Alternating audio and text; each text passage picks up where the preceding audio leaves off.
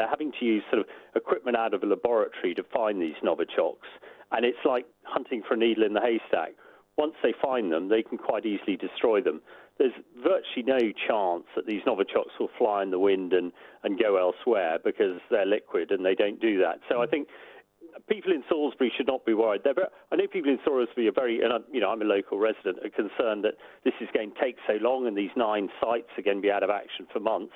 But in military terms, what we call belt and braces, the government are really doing absolutely they can to find every molecule of Novichok to destroy it. So I don't think people should be unduly concerned. We were talking about these theories, these lines, these fake news lines put out by the Kremlin and by Assad regime in Syria about what happened to the chemical attack in Duma.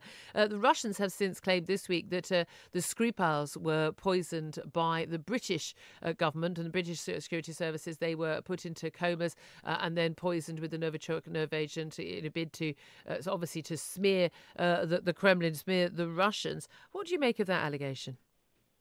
Well, I think the fake news coming out of Russia is, it's very impressive. It's what they're brilliant at.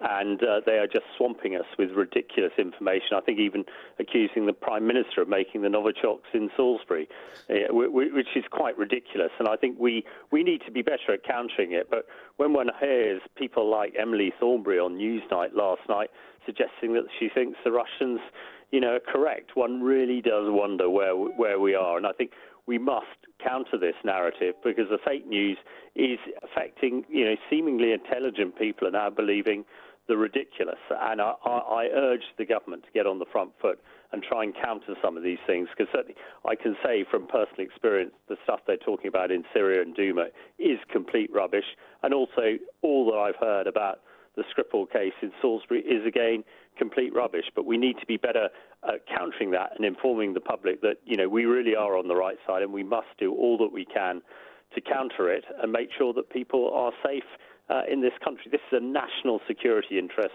not party politics, in my view.